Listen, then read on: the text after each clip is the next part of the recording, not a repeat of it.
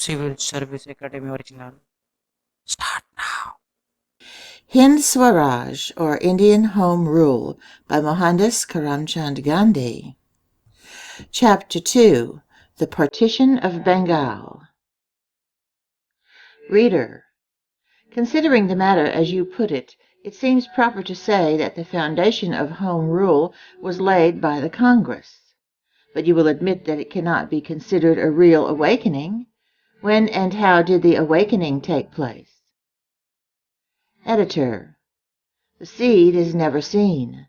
It works underneath the ground, is itself destroyed, and the tree which rises above the ground is alone seen.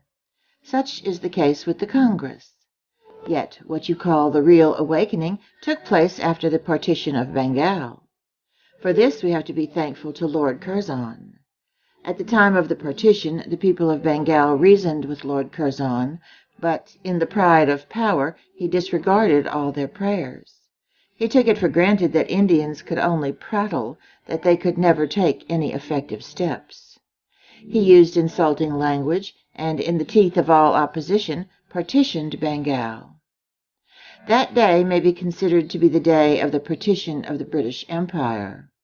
The shock that the British power received through the partition has never been equaled by any other act.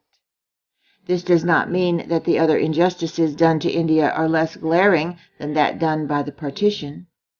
The salt tax is not a small injustice. We shall see many such things later on. But the people were ready to resist the partition. At that time the feeling ran high. Many leading Bengalis were ready to lose their all. They knew their power, hence the conflagration.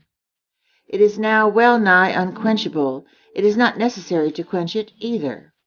Partition will go, Bengal will be reunited, but the rift in the English bark will remain. It must daily widen. India awakened is not likely to fall asleep. Demand for abrogation of partition is tantamount to demand for Home Rule. Leaders in Bengal know this. British officials realize it. That is why partition still remains. As time passes, the nation is being forged. Nations are not formed in a day. The formation requires years. Reader, what, in your opinion, are the results of partition? Editor, hitherto we have considered that for redress of grievances we must approach the throne, and if we get no redress we must sit still, except that we may still petition. After the partition, people saw that petitions must be backed up by force, and that they must be capable of suffering. This new spirit must be considered to be the chief result of partition.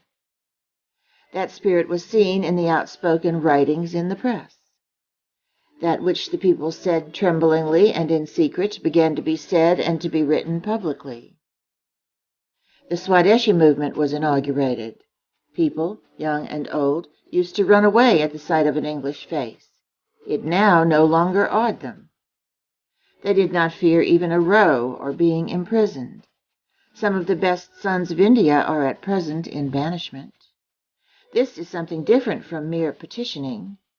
Thus are the people moved. The spirit generated in Bengal has spread in the north to the Punjab, and in the south to Cape Comorin. Reader, do you suggest any other striking result? Editor, the partition has not only made a rift in the English ship, but it has made it in ours also. Great events always produce great results. Our leaders are divided into two parties, the moderates and the extremists. These may be considered as the slow party and the impatient party. Some call the moderates the timid party, and the extremists the bold party. All interpret the two words according to their preconceptions. This much is certain, that there has arisen an enmity between the two. The one distrusts the other and imputes motives. At the time of the Surat Congress, there was almost a fight.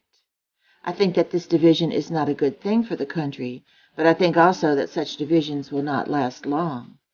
It all depends upon the leaders how long they will last. End of Chapter 2.